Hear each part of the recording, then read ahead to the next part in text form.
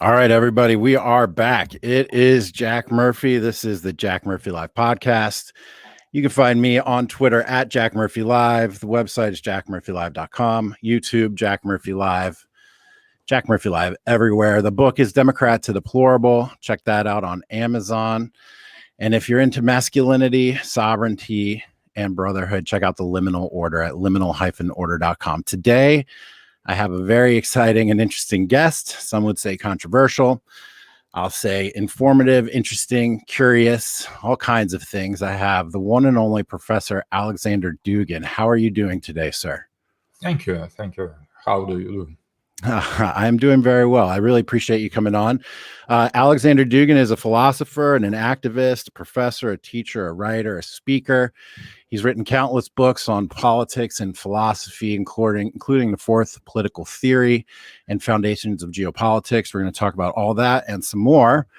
But the first thing I wanted to talk about today is modernity. I have been doing quite a bit of reading on you and your views on traditionalism and modernity and all sorts of things related to that. So I would like to start off, if you could define for us what modernity is, and also give us a bit of a critique if you have one. So first of all, we need to understand the modernity not as the only a problem of time or something that is contemporary. So modernity is not exactly that coincides with time we live in. That is a shape of very special culture and civilization. And as such, it could belong somehow to different period of time. So there is a pattern, algorithm, that is modernity. And the modernity started in Western Europe with the end of the Middle Ages and after the transitional period of Renaissance. That was the beginning of appearance, of manifestation of some special kind of civilization with principles that we could define and understand outside of the time. So that is a form. And we could compare.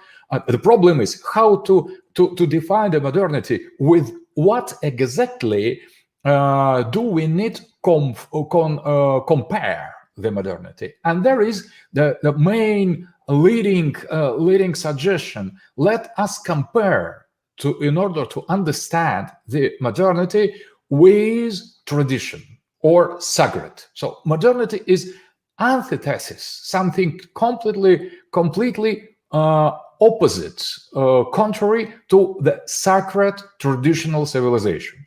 And if we compare two kinds of civilization, not necessarily, for example, Christian civilization of the Middle Age. We could compare the modernity with Islamic civilization. We could compare the modernity with Indian civilization, Chinese civilization, the traditional ethnic cults everywhere outside of the modernity. We find immediately the sacred put in the center, not necessarily God, not necessarily monotheism, but always there is vertical dimension of the sacred, of the other side, or some transcendency, very special kind of transcendency, depending on civilization. But the modernity wanted to destroy any kind of transcendence,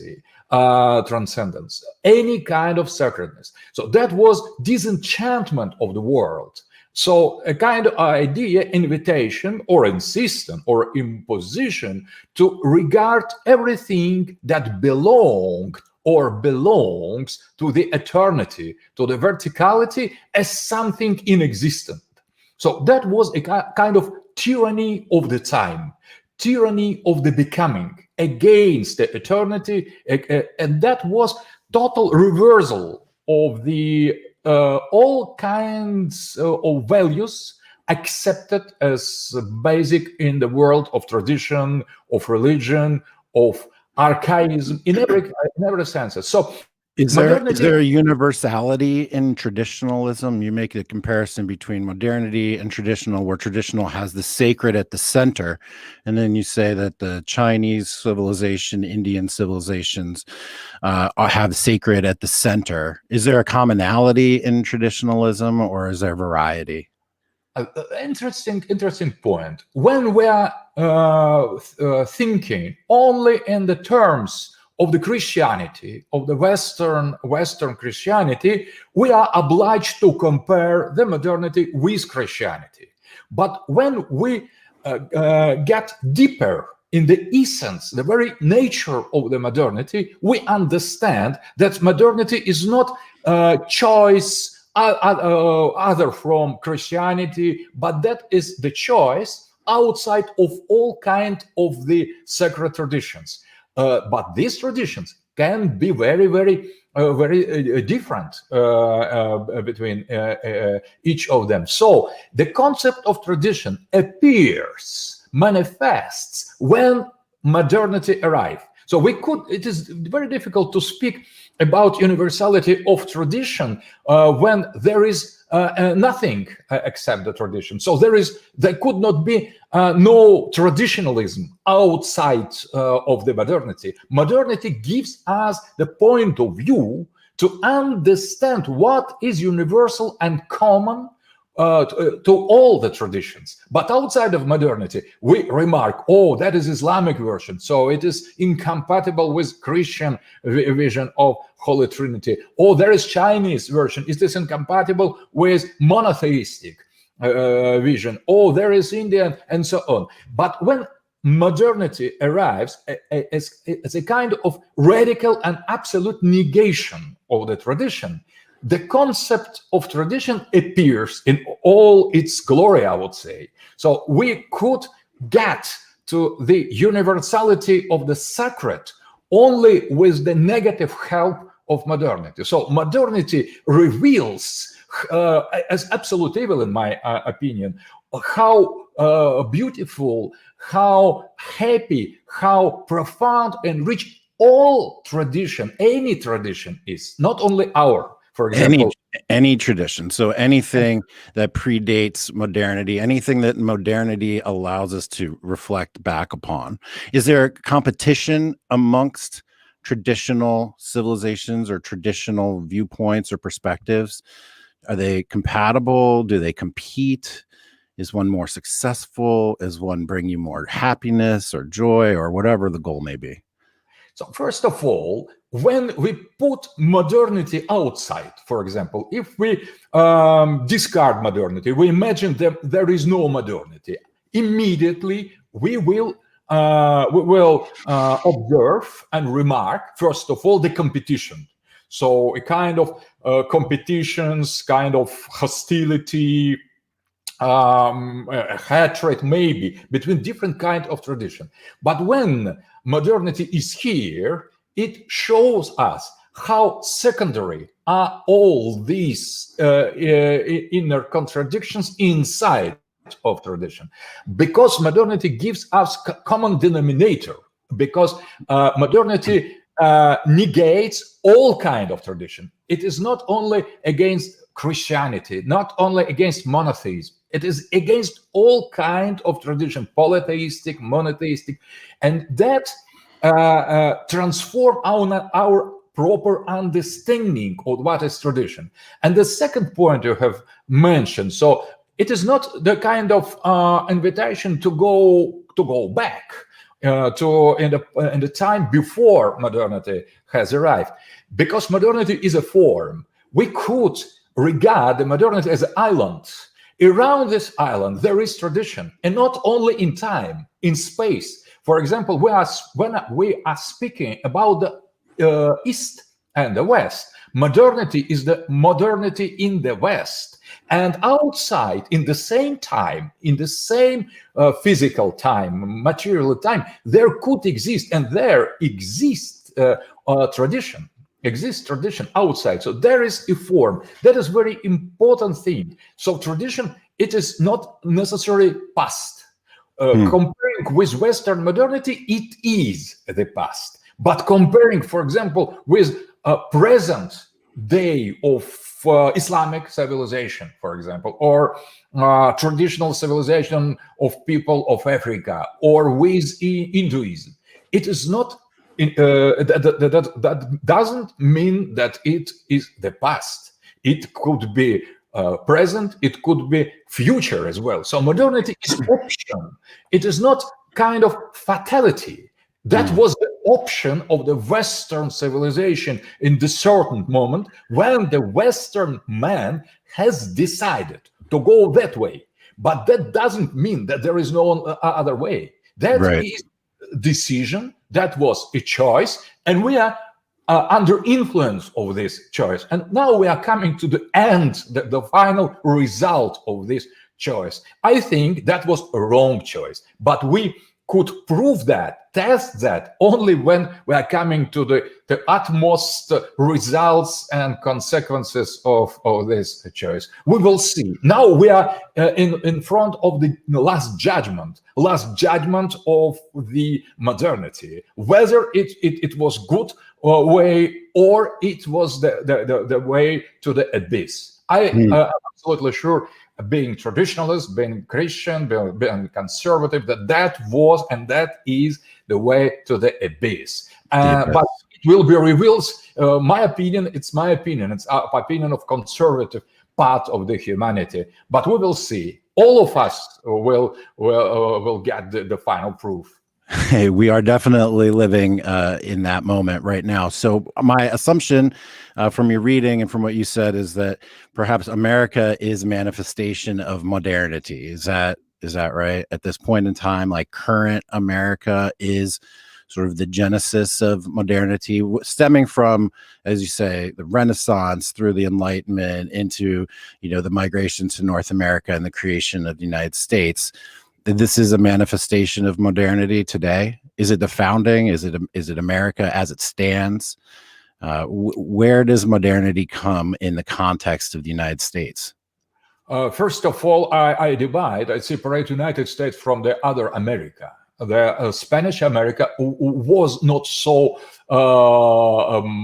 identical with the modernity. That was continuation of the Middle Ages, of the Latin Catholic Middle Ages outside of European continent. The real cut of the roots was precisely with Northern America, with United States.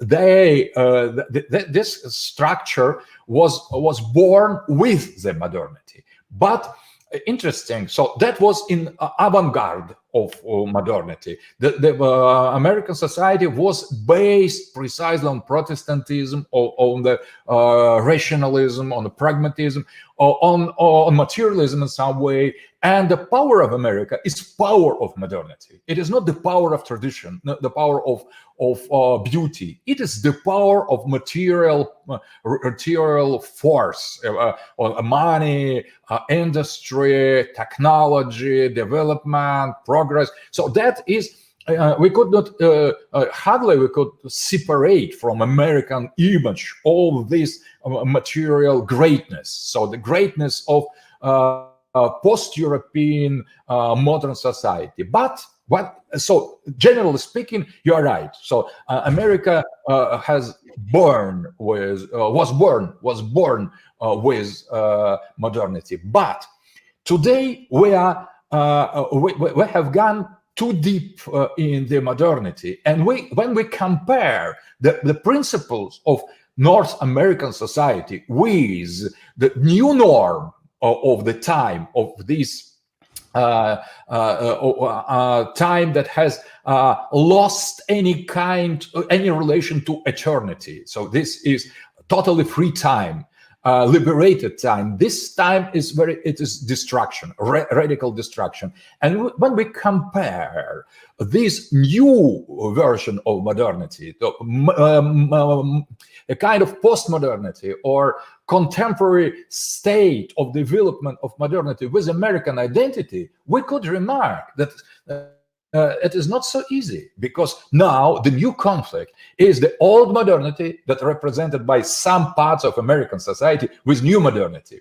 And I think that is precisely what we have now in the electoral campaign. There are two Americas, two United States of America. One belonged to the early modernity with liberalism, with guns, with some individualism and some dignity of the human person that defends and defines his or her own understanding. And that was granted by the founding father in the beginning. Comparing maybe to the sacred tradition, it is modern, but comparing with new turn of the modernity, with this new modernity, comparing with old modernity, is already something obsolete, according to these representatives of new modernity. So new modernity, updated modernity, they destroy human dignity totally. They destroy gender identity, human identity, and tries to replace the human by robots, by artificial intelligence. It is already some development that obliges us to revise our attitudes to America. And that was with Trump. When Trump came to the power, that was shock.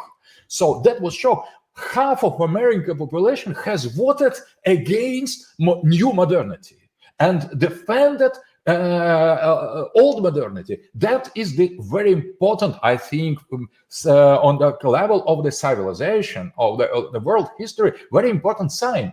And we could not be blind to that. We should understand that now maybe your fight or a fight in America between old modernity and new modernity is more important than everything else. If you can win, if you can at least to stop, including for time being, this eschatological process to falling down into abyss, that is Biden, Hillary, globalist abyss. So you will be catechon, you will be keeper of the order, you will be saver. So old modernity came by the paradox and the dialectic of the history to our side, to the side of traditionalism. So that is very important observation, because it changes many things regarding America. So I sincerely have revised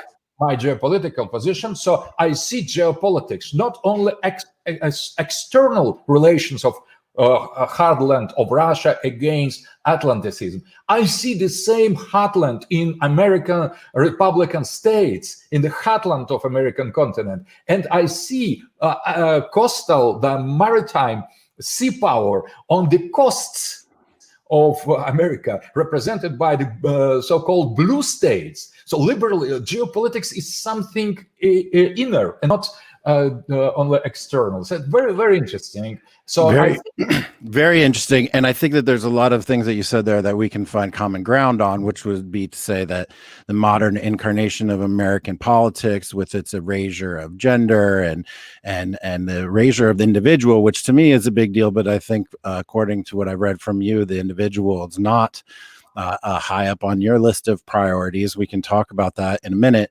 but it is you echo certainly the feeling that many of us have in the United States, that there is a competition between sort of a degrading society and culture that has no God and no family and no nation versus one that does value family, community, nation, and God. And we're seeing that play out. And I would think I've done a lot of reading on pre-founding sort of religious sermons in the United States and in the 18th century before the Declaration.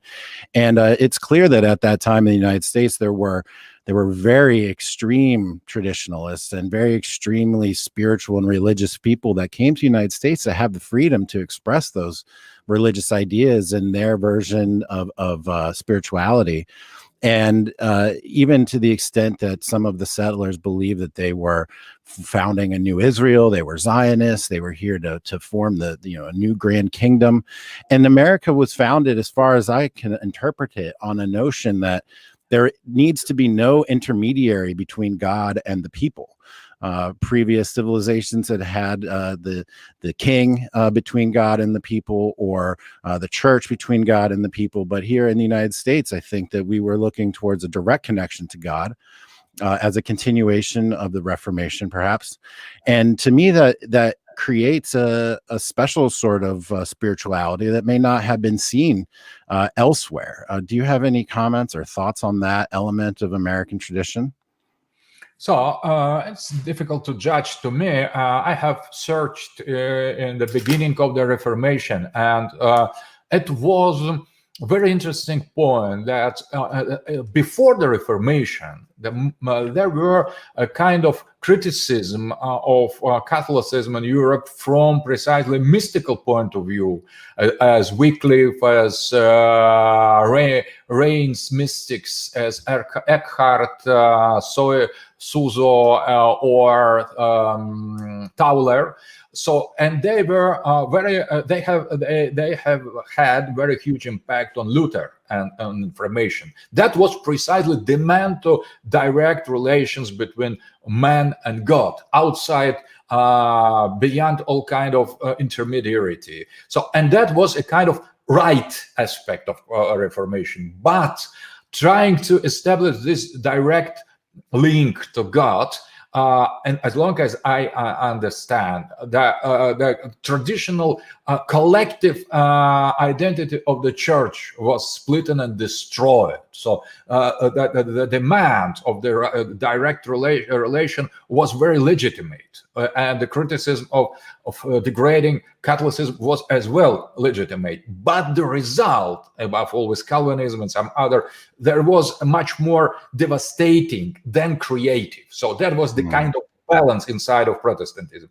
For example, I like very much Jacob Boehme and Gichtel, so Protestant mystics, and so some of aspect we really are very, very spiritual, interesting, but as well there were many form of, in my opinion, of perversions of this Christian spiritual relation. But what you have said about individualism, very interesting, because from the point of mystical tradition, individual is the last stage, the external man, and there is internal man, and innermost man as well, that is hidden.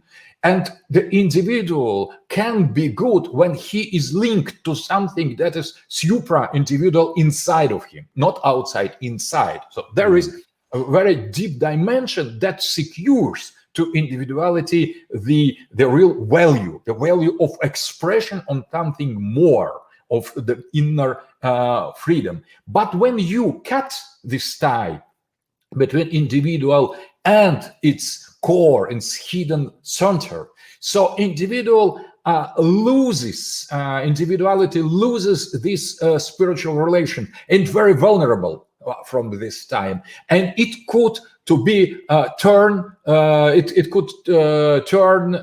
into the individual, into individuality, divisibility. So, and in that moment when individual loses its sacred dimension, so it becomes opposite, and that is individual is good, individualism is bad, I think. So this kind of exterior individualism, and when we have today, so now because there is no inner support for a spiritual individuality, for family, for religion in the individualistic liberal society, the globalists, they play on that, and that's absence of the foundation, of the ground for this individuality, and they try to transform this individuality into the path, to cut it, and to make recombination. That is the post-humanism already. So individualism now is a kind of victim post-humanism. Before, it could be regarded as a middle position between affirmation of the inner dignity of the inner man and external man. He was on the border, on the frontier. But when the center of the perversion, of the mystery of iniquity, has changed its position in front of the human personality, now it is outside. It is pure materialism, is techno science. It is the idea to transform individual in a pure program, in a pure algorithm. So that is artificial intelligence, that is cyber, and that will be the next logical stage of destruction of the humanity. Today they destroy the gender, they destroy the human belongingness to the sexes, to family, and tomorrow they will destroy the last stage of collective identity, the humanness. So they will defend post-human individual. So it will be not individual at all. So that is precisely in the center. So individualism, comparing with the full-scale tradition, it is not the value. It is it is something exterior, not important. But now it obtains more and more importance, because now the globalists are going to destroy individualism. So it is, as in case with early modernity of United States, it becomes our last fortress to defend. So because when we perceive that we are going to lose human individuality, so we understand that we need to fight to save it. But my idea, in order to fight individual, we need to save God. We need to reverse this atheist materialist version and to defend sacred tradition, where individual can have the real ground and real help from the transcendence. Without transcendence, we could not accomplish our mission. From my reading and from my discussions with Millerman, and in Fourth Political Theory, and you outline the fascism, communism, liberalism, and you reject elements from each and take some from each as well. My understanding is that in liberalism, your rejection is of the individual, of individualism, but you take from it a sense of freedom. And I was confused there, because here in America, we say freedom, first thing you think of is individual, right? Like my individual ability to be free and to do what I want. But if individualism is at once rejected, but I'm hearing you also say that we want to sort of defend the destruction of the individual from technology and from modernity. So I'm a little bit confused there. It seems to be, maybe I'm misunderstanding, but a little bit of a contradiction, because if I understood your pre-Trump positions on America and American liberalism is that it needs to be destroyed, right? That it's leading us to the abyss. But at the same time, now it feels like there's some element of a defense there for the individual. Could you help me understand that? Am I not understanding that exactly right? Or so America is not the only society where we could speak. Fourth Political Theory is much more general. So it is not destined for American public. If Americans want to read it or publish or discuss or reject and debate, it's very nice, and I am open to that. But I consider liberalism as the process of destruction of collective identity. And collective identity is not only material summary of many individuals. I don't think that man is individual. I think the man is spiritual being. The man is the mystery, and individual is the external form of it. So when we recognize the sacred root of individual, we should defend precisely the man and the freedom, because I think that individual could not be the subject of the real freedom. Real freedom is much more in the depth. So individual is a kind of external shape. And when we deny the internal essence, what that is the real subject, it should be a real subject of freedom, we pervert the meaning of freedom. And that exactly what has happened with liberalism. It started as defense of the freedom, and at the end, with the today new liberals, modern liberalism, with Democrats, it is total destruction of any kind of freedom. So you are obliged to be liberal. You are obliged to follow this liberal agenda, and if you decline, if you diverge, if you get one step outside, you are immediately targeted. You are deplatformed, cancelled, and demonized as Stalinist, Nazi, toxic masculinity, patriarchality, and so on. So but that is not something that is opposite, contrary to liberalism. It is the logical end. When you miss the subject, the real subject of the freedom, with this inner core, that was the image of God in us, that is free. But our individuality can be free and can be totally manipulated from outside. So I think that is not something taken for granted, the freedom. We should fight for that, affirming our inner dignity. And liberalism becomes more and more something quite opposite. So you should imitate the political elite of so-called progressists and follow their agenda letter to letter, and if you diverge, so immediately you are done. So that is a kind of manifestation of the real agenda of the liberalism, so of the individuality. So in my opinion, we need to put aside or deconstruct individual as in liberal political theory, but not in favor of class or communism or nation.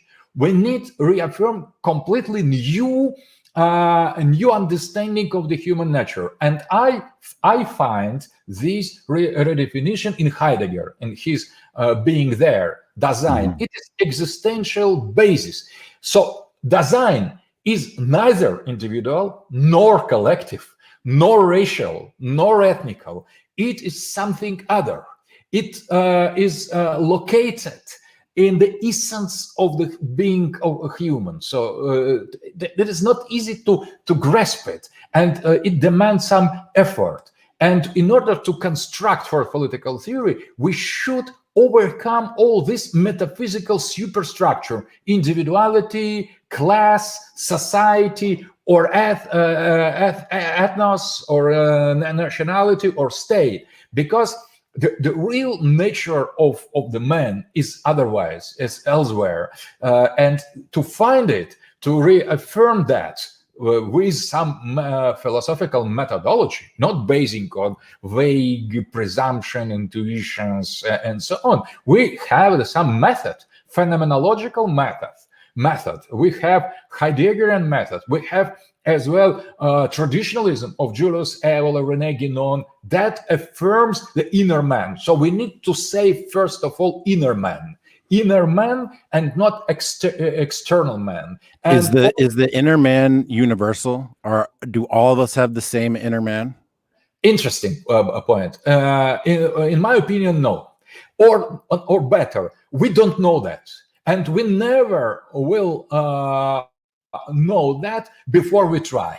So right. That is open question. Let us become the real Americans. Let us become the real Russians. Let us become the real Muslims. Let us become inner Chinese, who is Chinese, American, Russian, and Muslim, and we will see finally. Only at the end of this journey to our depth could be revealed is man universal or not. So I am in favor of multiplicity, plurality of designs. maybe we will discover something universal, but we shouldn't start with such affirmation, just because when we start affirming that we know or universality of the human is taken for granted for us, that only means that we replace our American understanding of what is human with universal, or Russian, or European, or Muslim. And that is precisely globalization. That is precisely racism of the liberals, because the liberals think they are universal. But liberal values are universal. They are not.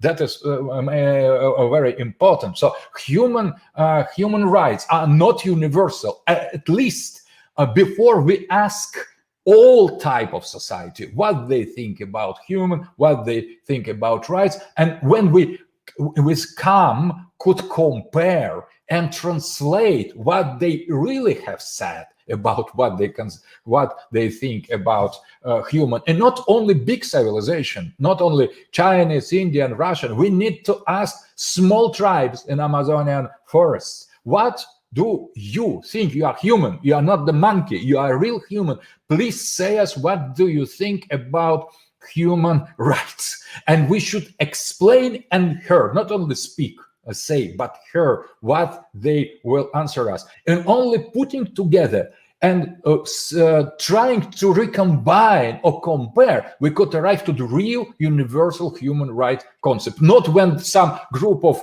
Bill Gates and Soros affirm that they know what human rights are.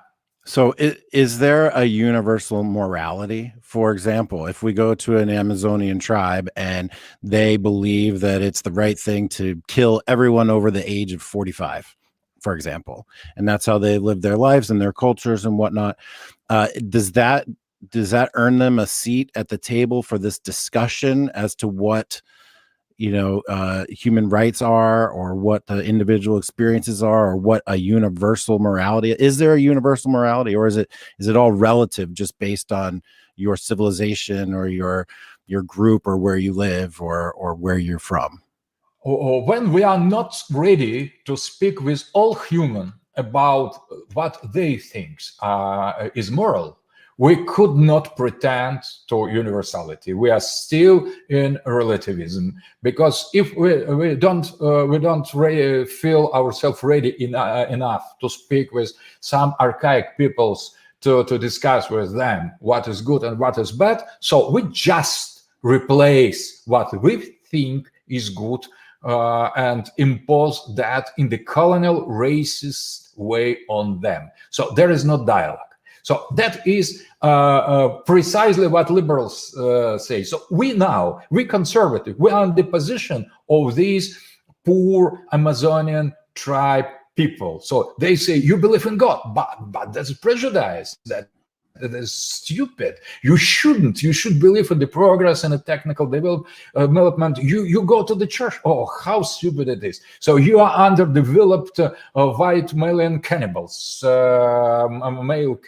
and you should be for the peace and the sake of the progress and of universality to be isolated from that. So they treat us exactly as we would like to treat Amazonian tribes. So from my opinion, we need to accept all humans with all their cultures to dialogue, not to imitate them immediately. For example, to eat our elders at the breakfast. It will be anti-Christian.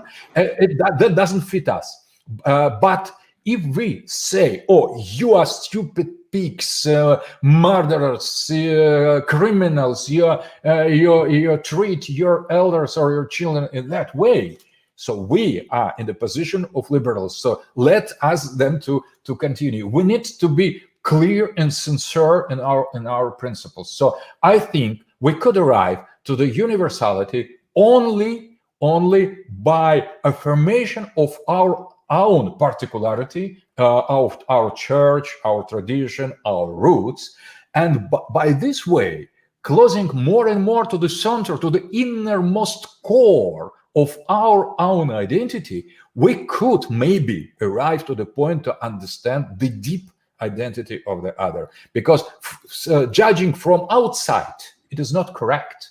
So we need, but in order to judge from inside, we need to turn into the Indians or into the Russians or into the Chinese. So my idea that we need to overcome the racism in all its form. So we are different, cultures are different, people are different, identities are different, but we could not establish the real hierarchy among them, because that will be unjust. We just will put on the top our own identity. Oh, how good it is to be Russian, and all the Americans, all the Europeans, all the Muslims, all the Chinese are worse than us.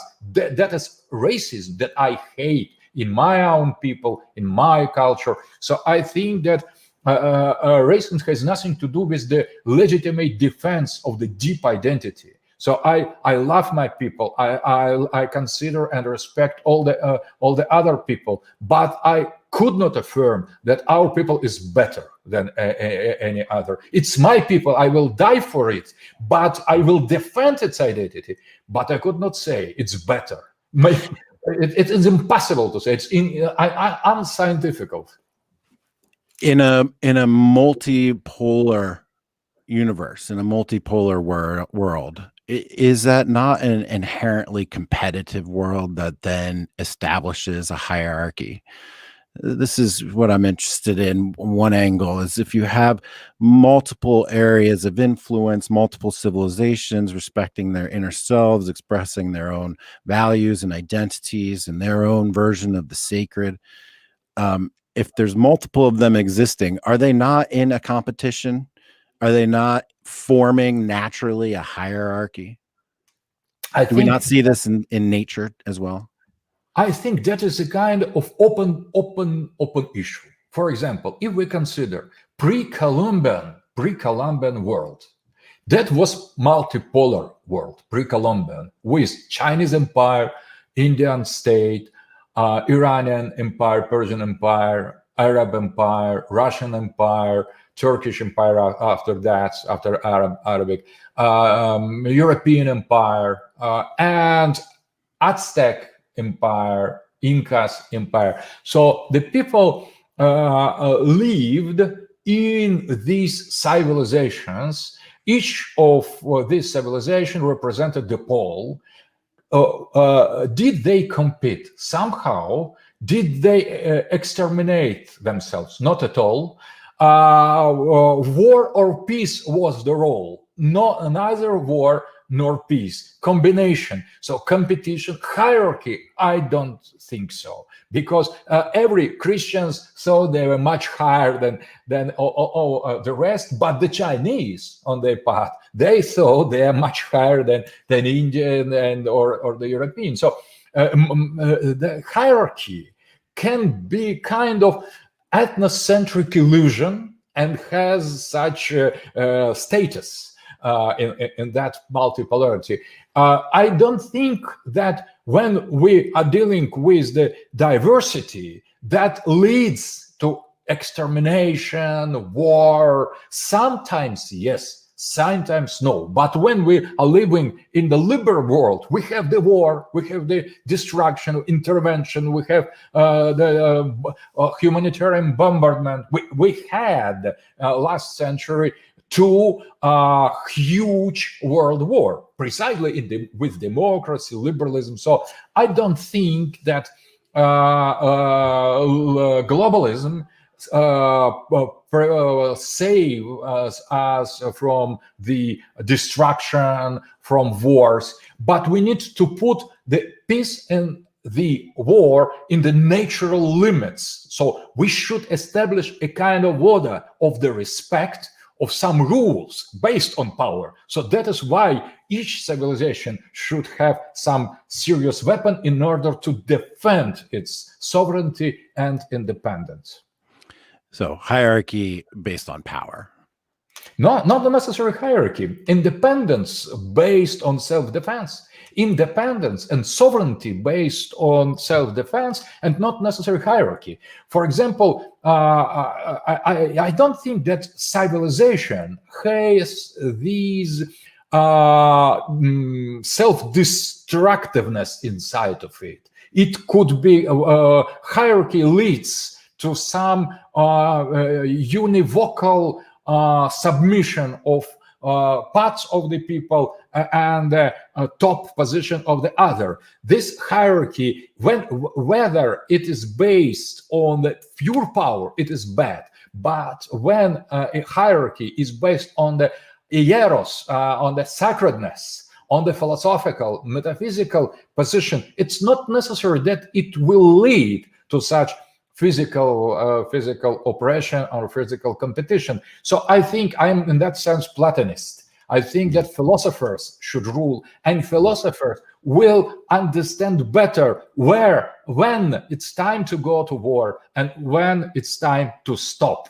And Plato gave us very beautiful example how important it is to combine philosopher and warrior, because warrior is self-destruction, and his will to establish hierarchy or competition is destruction. But philosopher is not enough. He is too good.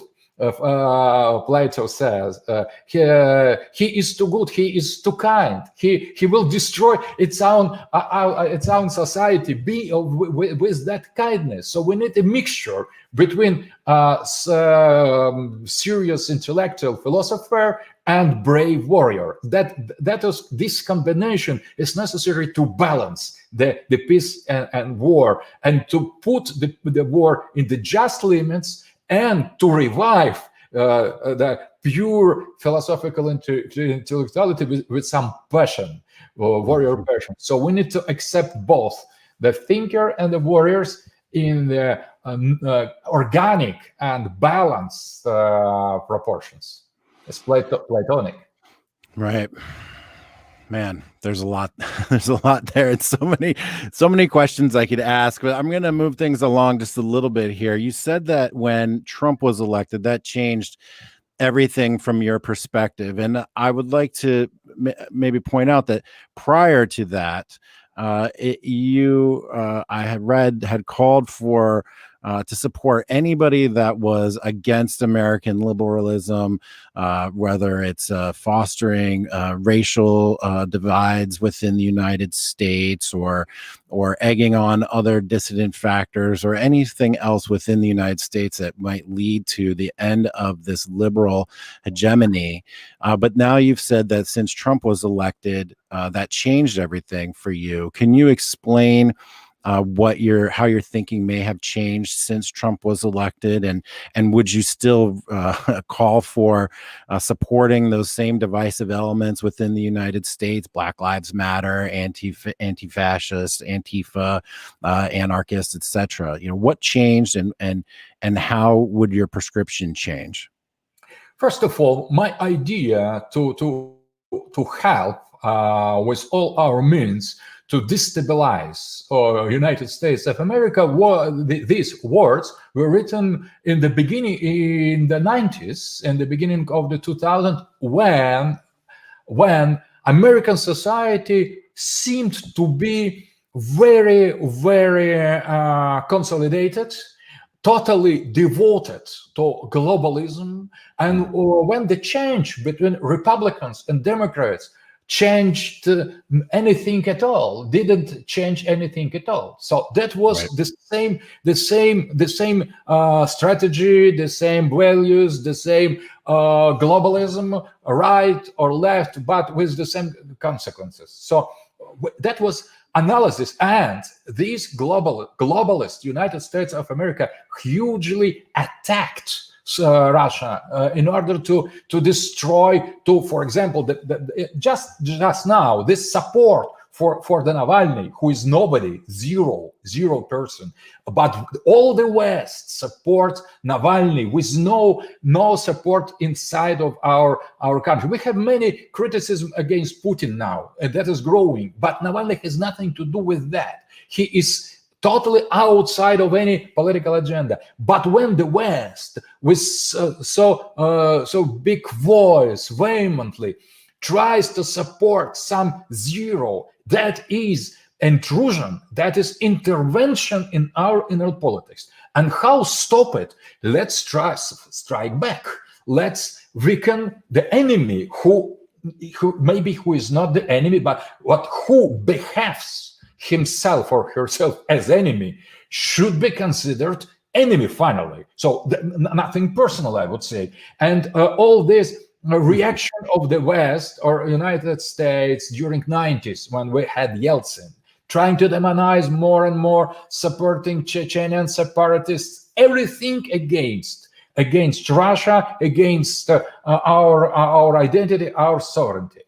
And I have applied this and the tactic of the West, supporting their network, American network inside of Russia, with all means, with political, economical, cultural power, to destabilizing elements. The only way to do the same, and I think, including in your situation, you should understand that was logical, at least. If you are aggressive, strike back.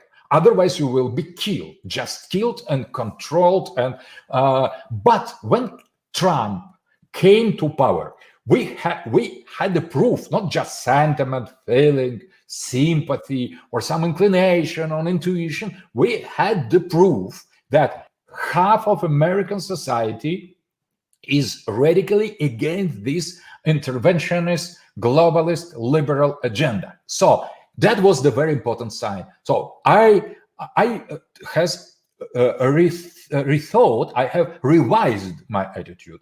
I would say all my sympathy is on the side of American people defending its identity against these chaos that is ruling now. I'm not happy at all. It could seem that my prevision are fulfilled now, because if you compare what I have written 30 years ago, what I would wish in America happen, that is happening now precisely. But it has arrived, but I am not happy.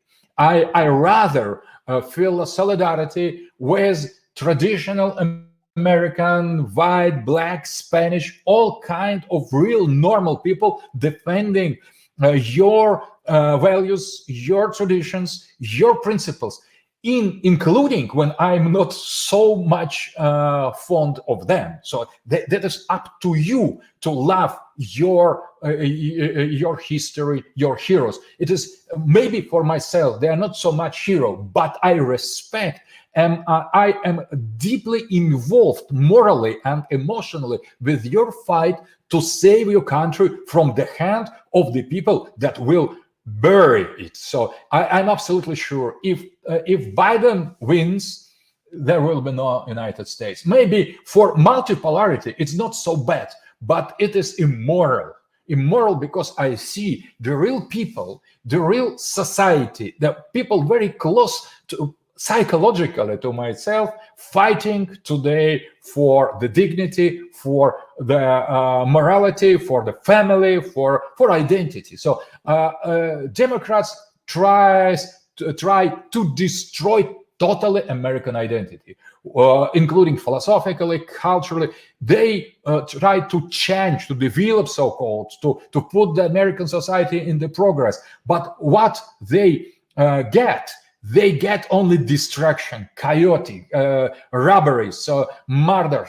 So they receive the quite opposite results. It is not development. It is pure degradation. So they destroy America, and I could confess I am not happy at all. And all my solidarity, in spite of geopolitical tensions, in spite of my disagreement with, including with Trump's geopolitics concerning Iran, China, I'm not at all in agreement with that. It's to me it's error. But my soul is with American people, American society, not so much with Trump, because it is beyond Trump already. It is much more important. And when I see this small a young guy standing in front of the crazy mob of so-called Democrats defending some monument in the South, I almost cried.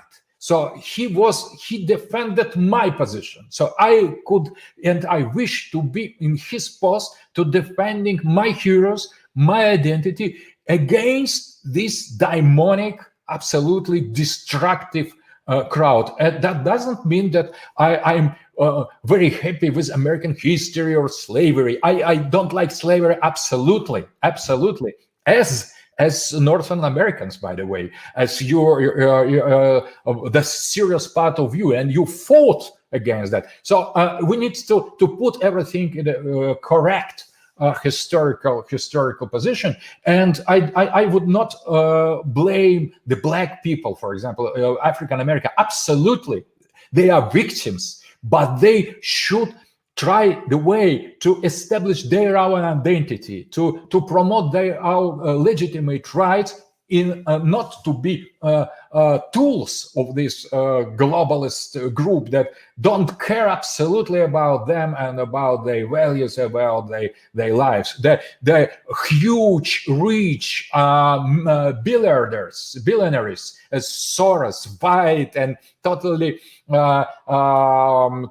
alienated from real American life, they use them in order to achieve their murderous goal. So I am totally on the side of real America, and I think that the people who are protesting, they are used, they are manipulated, they are also victim. I wouldn't demonize them. I wouldn't demonize people. The real demonic power, it is political liberal globalist elite behind them. They use them, and after that, and they abuse them, and they try to split American society. And I think that it will be immoral from my conservative traditional point of view to be happy with that, and I am not.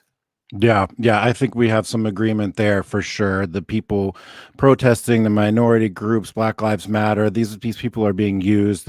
Especially the people being used in America right now are white middle class women, especially, who are just taking these globalist lies and these identitarian lies and these racist lies and absorbing them and feeling guilt and shame about them, and then also permitting and giving consent basically to riots and protests and destruction, and voting Biden in, I agree, is continuing down the path of degrading America.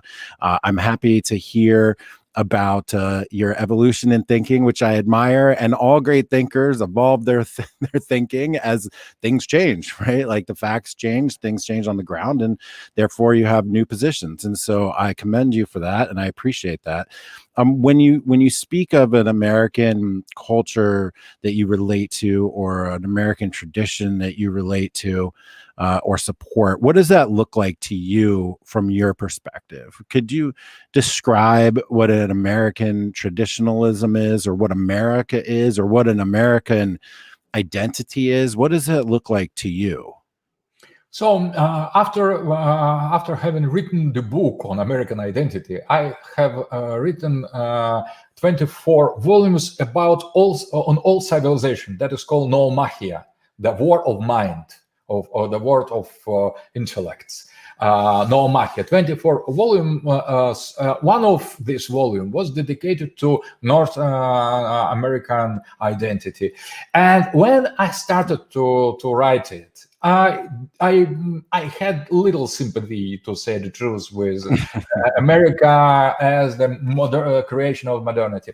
When I started to read more and more in depth American writers, I have received very special feeling that America is unknown country. Is American culture, American identity is exactly what everybody think it is, as American claim to what means to the American, what European, how Europeans understand America, or we Russians. So I have discovered American identity, and in my opinion, maybe I'm wrong.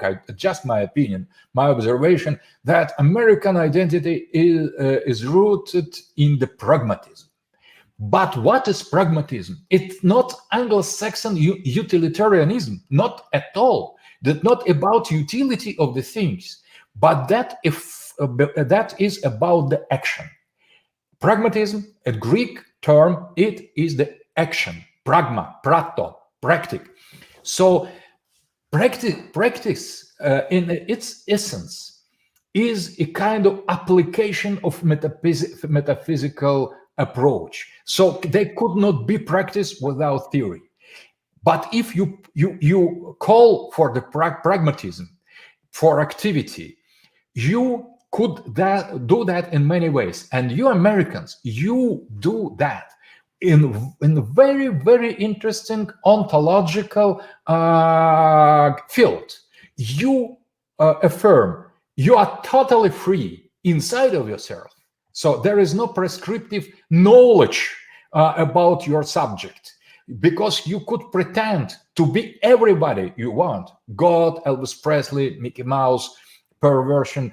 There is no law to define your inner man. But as well, there is no prescriptive knowledge about external world. So the world is exactly as you like it to be, if it accepts that. So that is the huge freedom on both sides of the ontological map. You are totally free inside of yourself. You're totally free outside of yourself. The only way that limits you, only thing that limits you, it is what is between. That is pragmatism. So in the pragmatism, there is the encounter or meeting point between two infinities. In inner infinity of the absolutely undefined self, and outer infinity of the total possibility of the being. And the meeting point is it works or it doesn't work. That's all.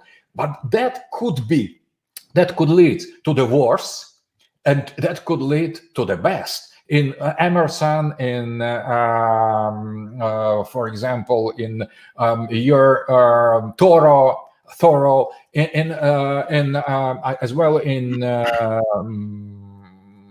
the other main romantics, American romantics, that has led to the huge and beautiful description of the man and of the reality. That is a kind of beauty of the freedom on both sides. That could be as well Peirce. Peirce has given to that philosophical frame. Very great, I think. And the other maybe authors have used that for more practical purposes. But nevertheless, that this freedom is something that prohibit. This it is prohibition of limitation. That is American mind, I think, and that is American tradition. It is very particular. It's nothing common with our or European, but very sympathetic, to say the truth. What I see today, that this pragmatic identity based on absolute freedom, except in the act. Because when you imagine yourself a flying man, you try to fly, you could not, so that it doesn't work.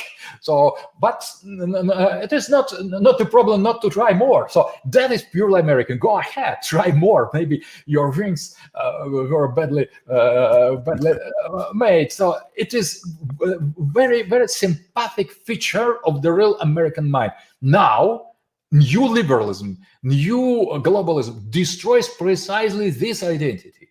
That is much more than only Christian or Anglo-Saxon or Protestant. That much deeper. Pragmatism, it's something that fits to Protestant freedom in the church, in the religion. But that is something more. And I think that now this pragmatism, pragmatical identity of American mind and American spirit is in danger, because those who represent America on the world scale are not absolutely like that. Before, I thought they hated in us our freedom. But now, with Trump and everything you have now, I see they hate it in you. So that is anti-American elite that is ruling in America. It's very interesting philosophical discovery. So we should not identify them with the American identity. They are anti-American. They are destroying the American identity, not in the WASP, not in the sense male, white, Protestant, absolutely no. It is about the pragmatist identity that is much deeper, and that includes all other people coming to America precisely for this freedom. And people from Europe, from outside, they come to America to this freedom of the spirit of the freedom, and to this pragmatic, unprescriptive ontology and gnoseology, I think. And they try to limit and destroy that today. I think that there's a lot of common ground there. I think that my audience, people that listen, will certainly agree that the globalists do not have American tradition at heart, and that it is actually very destructive of that. And it's interesting that they've also marshaled the same forces that you suggested 30 years ago to disrupt the American state. They're doing the same thing now. They're riling up our minorities and creating racial divides, specifically creating divides between men and women, feminism versus, destroying femininity and masculinity. It's interesting that the globalists, the elite, the corporate state, the uniparty, what was both the Democrats and the Republicans together from the 90s, 80s, 90s, and onward with Obama especially, they're doing to us what you prescribed to do to us back during the Cold War, and it's effective. They are having some success at sowing discord and discontent and disillusion, to the point where many people in the United States believe that the only logical outcome here is a divorce, a separation, perhaps a civil conflict, redistricting. Some major change is afoot, because the conflict is irreconcilable. The global elites, the uniparty, the corporate masters, the financiers, they have a vision that is irreconcilable with that of traditional America, red America, the Trump America today. So that's an interesting framework for me to consider. I'm so many other things that I would like to talk about. One thing is, how do you see Russia and the United States? What do you see as their relationship moving forward? What is possible? What could happen? How could we work together? How could we de-escalate? Are we natural partners? What is and what should be the nature of the relationship between Russia and the United States moving forward in 2020? So first of all, I think that we are not naturally born enemies. Absolutely, that was the case explained and by the historical ideological tendency. We are no more a kind of bearer of socialist thinking. I have nothing at all against some kind of traditional communitarianism, I would say, when the people living in the villages. I am absolutely not in favor of capitalism, but today Russia is not promoting anti-capitalist or anti-Western or anti-American ideology. Russia is on defensive. It's very important to say to understand that we are on defensive. We have received huge blow in the 90s with the destruction of the Soviet Union, and we try to recover, and we didn't recover yet fully, but we are going to recover and to return to our original status of the great power inside of Eurasia. So if there is no idea to rule all humanity from the Washington, that was the globalist idea, and putting in this rule less and less purely American values and more some artificial post-human progressist value, without this will, we have nothing, absolutely nothing against America. So if you leave us in peace, if you don't impose on us your agenda, and now we see that is not your agenda at all. It's very important. If you don't impose on us agenda of these crazy globalists that are destroying today America, so we have absolutely nothing against your leadership, your greatness, your prosperity. So we have very small grounds to compete. But if we have something or somewhere to compete, let us compete. So no problem with all that. But there are no some territorial pretensions or some debates on the influence. We could easily rearrange our geopolitical position based on the realism in all part of the world, with no problem. So that is my opinion. So we are on defensive, and we are presented as aggressive, new imperialist, greedy Russian bear that tries to destroy all the humanity. But that is globalist lie. It is anti-American attitude, because we maybe we are not the friends, but we are certainly not the enemies. That is very important. So maybe we are not the saviors, but we just nothing to suggest you except what you choose to be. So we are a little bit overestimated as evil. We are not global evil.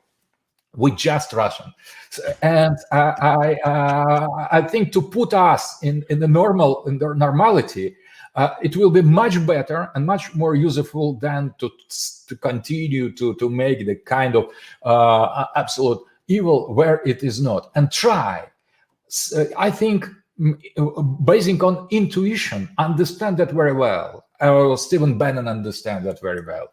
Bannon has different ideological frame for that, thinking, speaking about Christianity, Judeo-Christianity, it's other things. But Trump feels that there is no danger from us. There is real no danger. We didn't help him. We didn't support him. We are not too much lucky with him. We had some confrontation during his rule. We are not lucky at all with Trump. He didn't accomplish what he promised to American people, and we are somehow skeptical. But that is normal, realistic relation to Russia. Russia is Russia. It's maybe not the friend, but certainly not the main enemy. So that is position of Trump, and I think we will be very satisfied with that.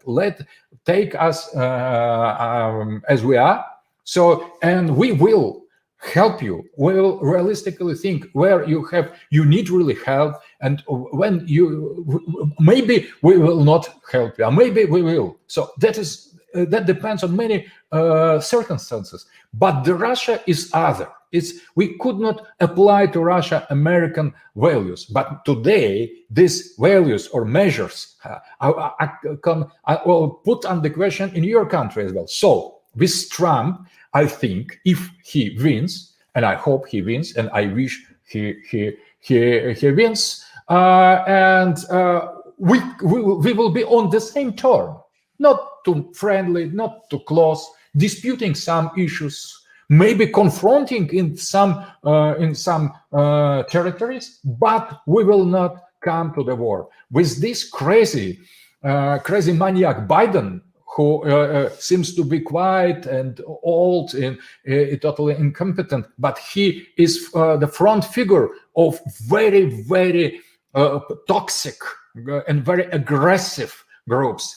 By himself, he has nobody. I think he's just American old guy, and behind him there is the abyss hidden. So, and that if he wins, I think that the war could be possible. He continues this Democrats' demonization of Putin, of Russia, all will be put in the wrong light.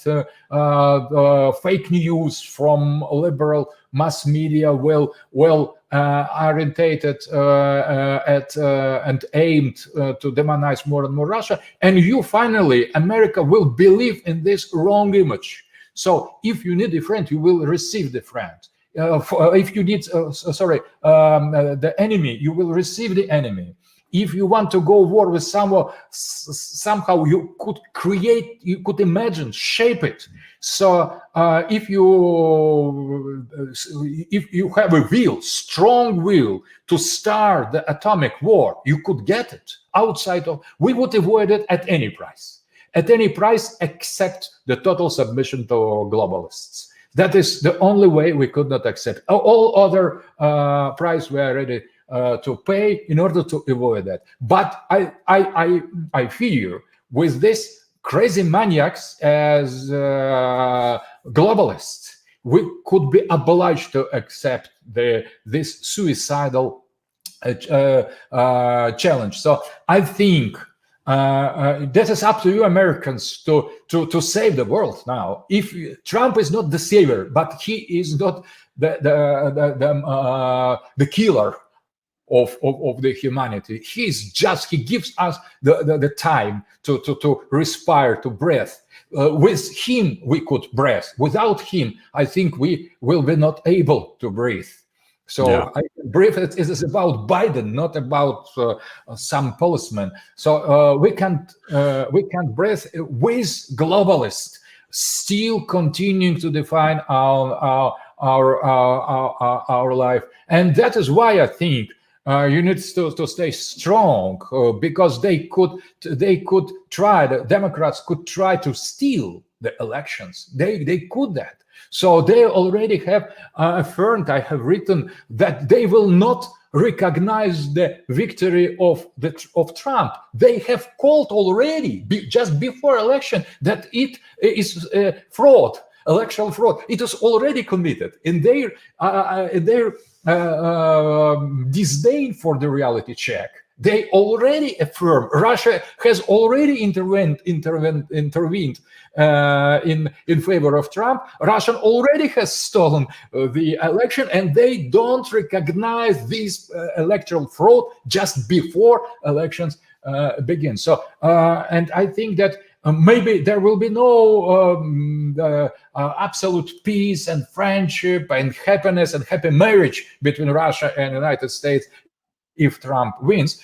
But if he will not, that could mean destruction of humanity, because the danger is on your side today. So you are dealing not only with coronavirus, you are dealing with globalism. That is worse than coronavirus. That is the kind of epidemic, and you are much more stroken, much more touched with it than, and that is symbolic. So beware. All our hope and trust is on you, on real America, the American America. You spoke of the globalists already disputing the election in the United States. They are also fostering and fomenting public dissidents and riots and protests and disobedience and violence and burning and looting and killing. We've had almost, I think, 35 people get killed just this summer in the protests and the riots in the streets. I have observed some of this myself live in person, right on the ground, and the mobs are very active. And all of this seems to echo other popular, quote, popular uprisings found around the world a little bit. Color revolutions, if you're familiar with this term. It appears as though that the Democrats, the globalists, are running the same playbook in the United States as they may have run in other countries in Europe, Eastern Europe, and around the world. Do you see similarities there? Are you familiar with the color revolution? Are you familiar? Do you see any parallels between what's happening in the United States and what's happened in other countries in Europe? Absolutely. We have experienced that color revolution in Ukraine, in Georgia, in Eastern Europe, recently in Belarus. It's still going on. So that is a kind of scenario, normal scenario. It was elaborated by Gene Sharp, by George Soros, and there are some roadmap for that, how to organize that. So Gene Sharp has written the book that is translated, including in Russia, and distributed among Russian protesters and liberals. And interesting, so it is called unviolent resistance, non-violent resistance, but it supposes that there will be the confrontation, that there will be creation of false money, there will be occupation of the administrative building and center of decision. So non-violence, it is the fake name. It is the violent colored revolution. They are differently violent. So they involve the people who sincerely believe it is non-violent, but it is absolutely violent. It is criminal. It is terrorist act. Gene Sharp was a respectful American thinker, political democrat, and he has written this book, How to Do Color Revolution. Before, we thought it was against us, and that was against us because they tried to overturn the non-liberal, as they call it, non-liberal regimes with that. But in order to organize color revolution, we need to huge amount of money to put inside in an indirect way, to put including the stones on the streets, to keep, for example, to hire some auto, some cars with the stones in order to put them on the pretext of some restoration, some reconstruction in some crucial point. So that was very planned. That is network warfare, including using the Twitter, mass media, finance, special self-organization, and radical groups. They are used in the moment of color revolution, and after that they will be dismissed. As in Ukraine, for example, they have used Ukraine Nazi in order to accomplish this Ukraine, and after that they have dissolved them totally, nothing at all. So they use all radical extremist group of different color and different structure in order to foment, precisely to foster rebellion, kind of mass and all this chaos. And after that, they will disappear. So they are just used for the short time of being.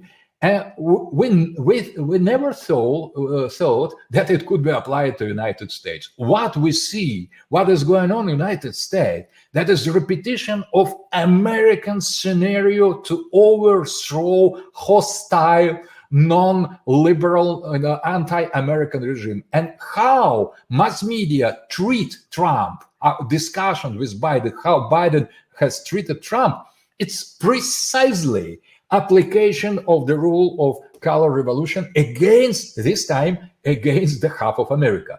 And that is incredible. So they have used all these weaponry against us, against pro-Russian, so-called totalitarian, not so much pro-American regime. So they used exactly the same methodology, the same network warfare against American president and half of the population that supports American president. That is really something interesting. And I have spoken with my friend. He was earlier a very important figure in MI6, in the British Secret Services, dealing with Oriental area, with Middle East. And he has remarked that regarding, now he's retired and he has changed many of his previous positions. He's very in favor of multipolarity. He has said to me that when he observed development of the protests in America, he has remarked the same stones put in the crucial point of New York, on Seattle. So that was precisely roadmap of the color revolution, with serious investment of Wall Street, for sure, from some oligarchs, from some financial political circles. So all these protests are organized by Democrats, by the Democratic Party of United States of America, and by the hardcore of globalists, that they have hijacked the old, not oldest, but old American political party. Now these Democrats, they are not the same Democrats as before. The party is hijacked, and neoconservatives, they tried to hijack the same Republican Party, and Trump has accepted and invited Bolton, and has received the blow in the back from Bolton. So that is the same group. It is the group of globalists, right globalists, neoconservatives, left globalists, that now have hijacked the Democratic Party. But they are not Americans at all. That is totally alien elements inside of American elite. And they have organized the color revolution against their own country. That is the sign that they don't belong here. They don't belong to United States. They are outsiders. I think they don't belong to Europe, neither to Israel, neither to Russia, neither to China. They have no place. They are kind of aliens, precisely political aliens, political elites, migrated to the virtuality, to their fake news universe of artificial intelligence. So they are from Silicon Valley. Maybe they are already post-human.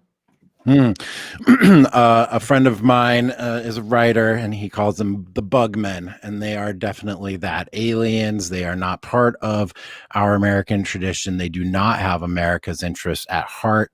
And you're absolutely right. There is a color revolution ongoing here in the United States. The very same playbook, Gene Sharp, all the same cast of characters, the same list of to-dos, the same goals and the same strategies. And my friend Darren Beatty, Dr. Darren Beatty, and we talked about this extensively on a prior podcast as well, audience. So if you want to check that out, it's like 2 or 3 podcasts ago. Sir, you mentioned a lot of fascinating things, of course, but one thing you mentioned was network warfare, and that's something that I am very interested in. I have been studying the evolution of warfare, first generation, second generation, third, and now fourth generation warfare, and combine it with our information technology, social media, all of the connectivity that we have, and we have arrived at a moment of networked warfare. I'm curious to hear your definition of networked warfare and what you see as the future of conflict and how that looks from your perspective, because we study that, and I have an organization of men. We study fourth generation warfare. We study network warfare, network tribalism, and we believe that we're in a new era of conflict that will not be similar to past conflicts. There will not be trench warfare. There will not be people lining up on other sides of the field and shooting muskets at each other, but rather some new hybrid, evolved, small unit information warfare conflict. So could you tell me what your perception is of network warfare, and how do you see conflict evolving in the future in our current environment? So first of all, I have written the book on network warfare, and my friends, I have started some studies here on the professional level, on the expert level, and including in some political level. So when I started to speak about that, nobody believed me. They thought that just about computer games and something like that. And after that, when I have translated some texts from the beginning of the 90s of the American military magazine Parameters, and some other text of American generals, working generals in the middle of the 90s, with definitions of this network warfare and so on, only after fighting with the huge misunderstanding and prejudices, I have managed to attract the attention of our military circles to that. So I have written a lot about that, and my friends have developed this idea. So first of all, to understand correctly in the network warfare, we need to understand what postmodernity is. So that is very interesting, because if it is not about technology or the shift or the balance of one kind of weapon in favor of the other, it is not about that. That is about the total change of the ruling paradigm, the paradigm of modernity, and the shift to the postmodernity. In the modernity, there was the reality that was in the center. So the reality, realism, real weight of real fight, real fighters, real resources, and everything was based on the reality check. The quantity, the army, the heavy weapon, and everything should be measured with the measures of the reality. When we come to the postmodernity, ontology changes. Ontology. So reality is not like it was in the modernity. So reality is much more indefinite, much more evasive. So reality is not it used to be. Reality is much closer to virtuality. So not about the organize and control and rule the behavior of the bodies, but much more about how to control minds, how to control psyche, human psyche. And it is not about the battle as such, but about the disposition to battle. So to influence on the starting conditions of the battle. So idea of network warfare is that the battles is always lost or gained before. So that depends on how what is the disposition, what is preparedness. So it is not about the solution is already beforehand. So we need.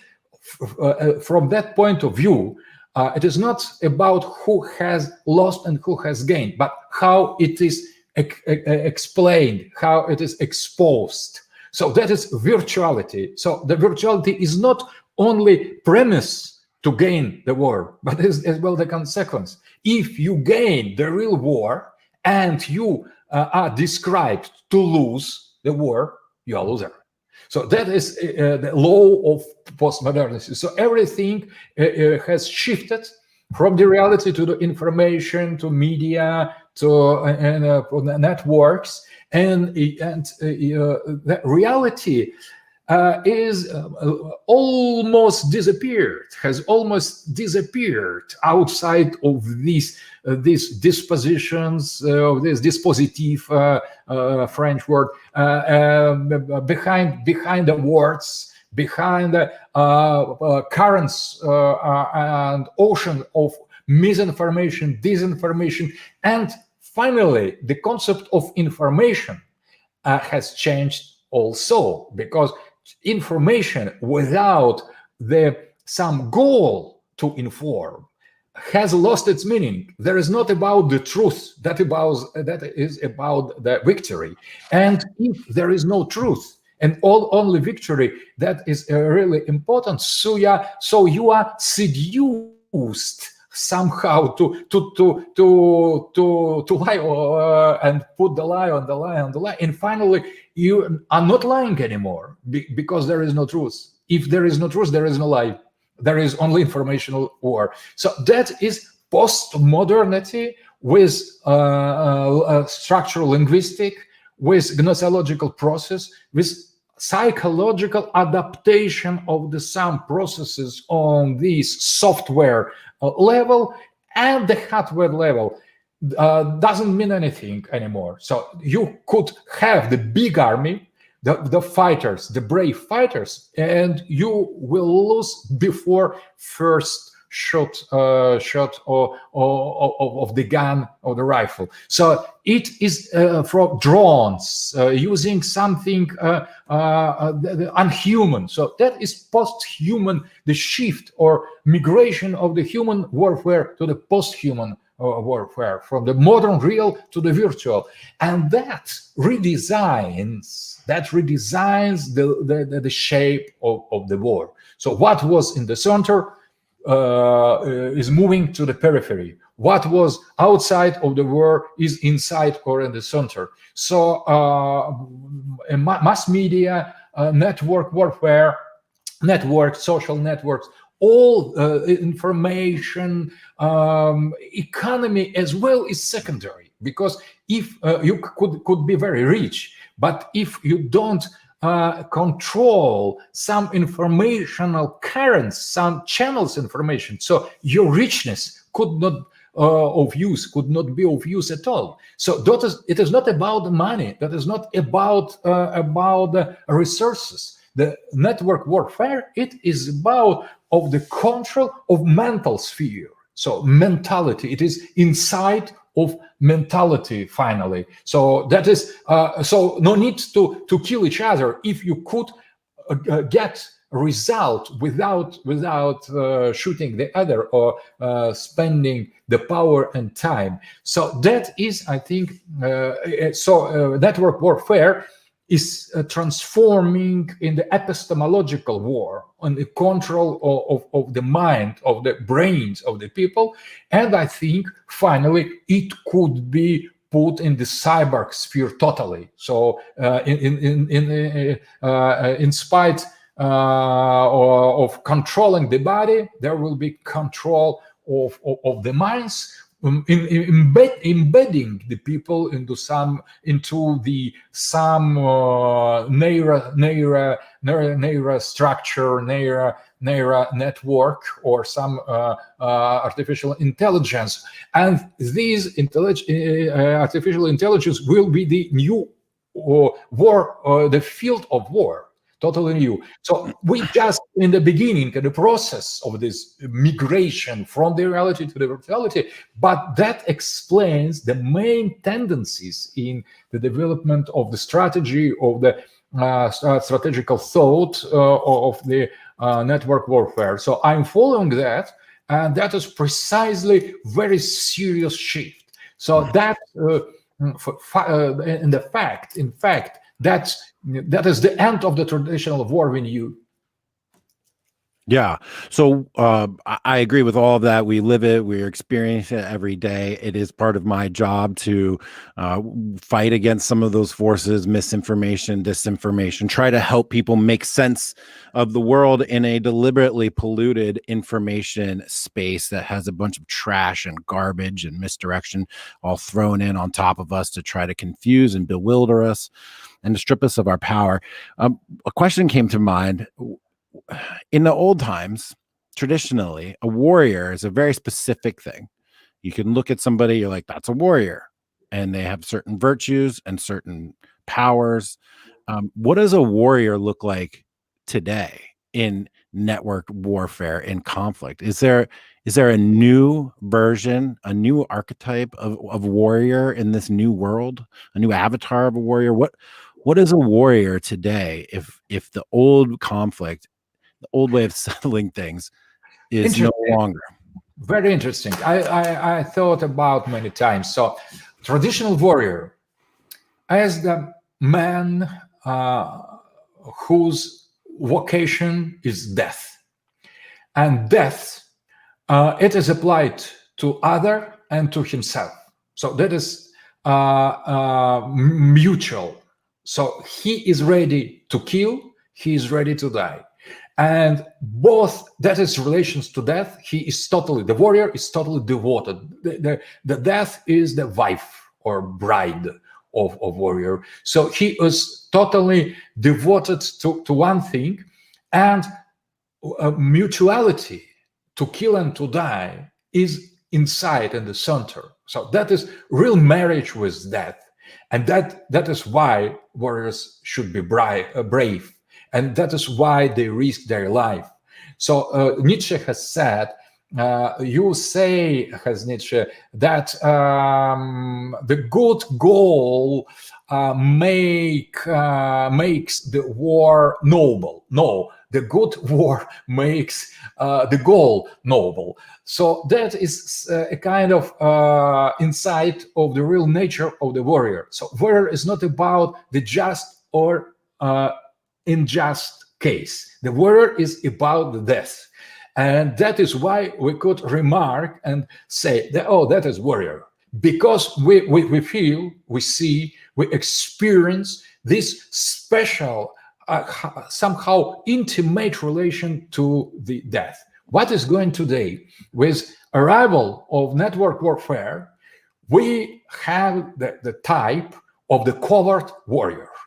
He has unilateral relation to death. He kills, but he is immune. He is secure. He kills with drones, with buttons. He kills and he is totally safe. His relations of the death is to sow death and not to experience it. He is covert. Finally, he is hidden outside of the battlefield. That is perversion for the warrior. It is not a warrior anymore. It is not soldier. It is not army man. That is completely different. That is monster. Monster, that is butcher, who kills and who cannot be killed, because all the structure of this globalist, so-called humanist, post-humanist civilization defends his right to kill impunity.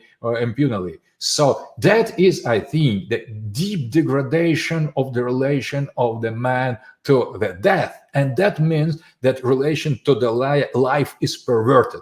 So the covert warrior who kills as butcher outside of his distance, putting the button, he should be psychologically perverted. He is monster. He is the unnatural human. He is Missgeburt in German. That is something that is born abnormally.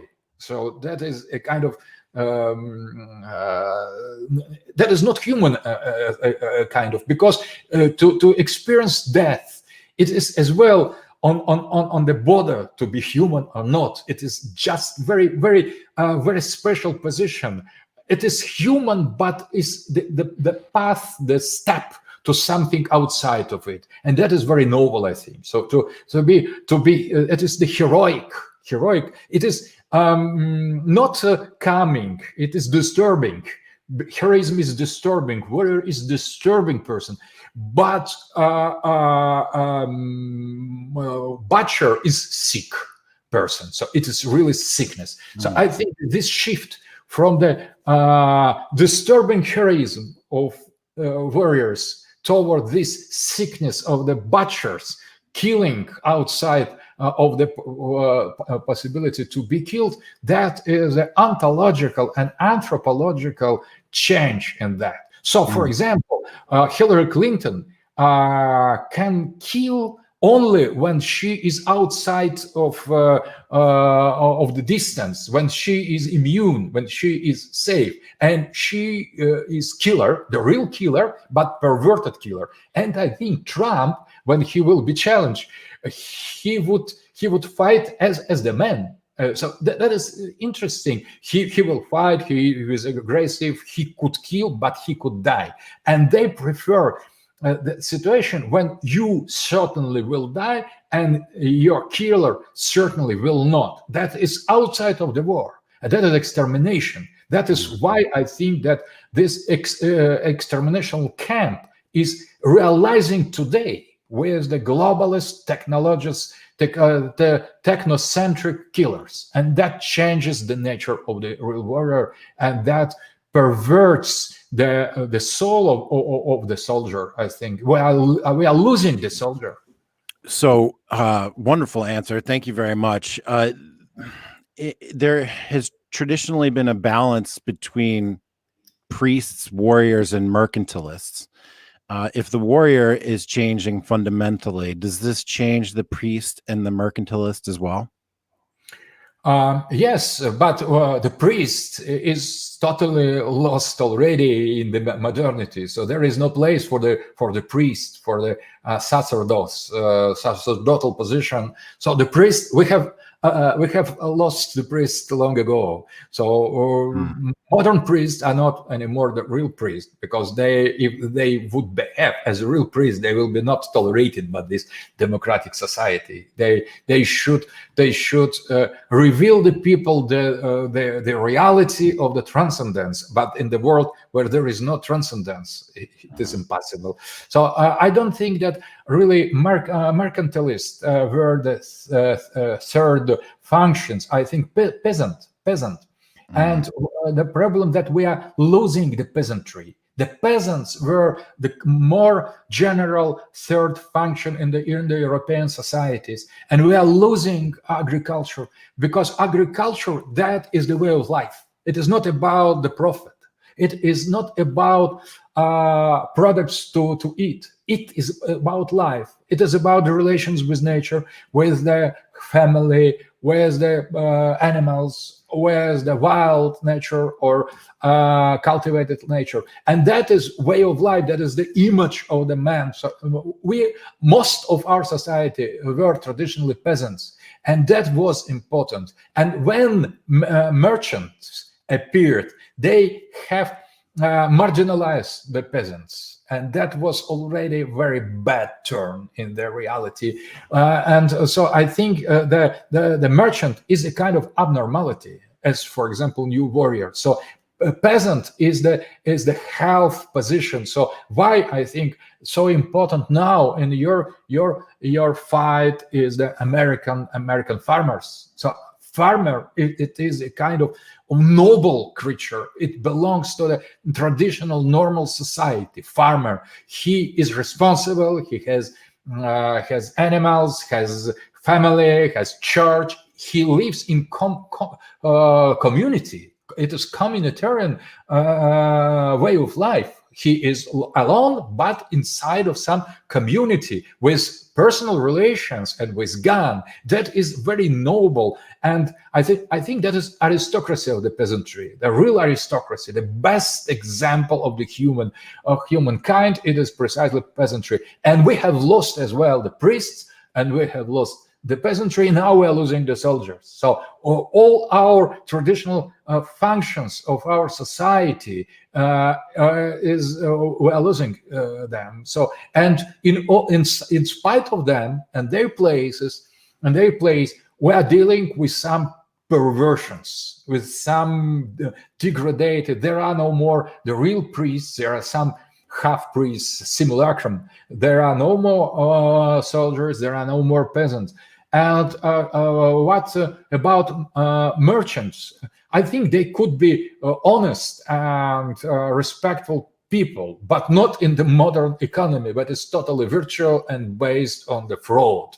So this financial economy gives no chances to the honest people to build real fortune, dealing with the honest relations to the goods, to adapt it to the market. All that is in the hands of some tricksters, of some people who has usurped, has privatized the economy, the financial system. So we are on the last stage of total perversion of all kind of our society. All three columns, or maybe 4, 5 columns of the traditional types of the society is disappearing, and that is not only in the United States. It is in the world.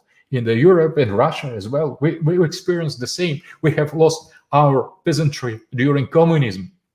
We are losing now our soldiers in becoming more and more sophisticated, exactly as the United States, more and more secure behind their computers, killing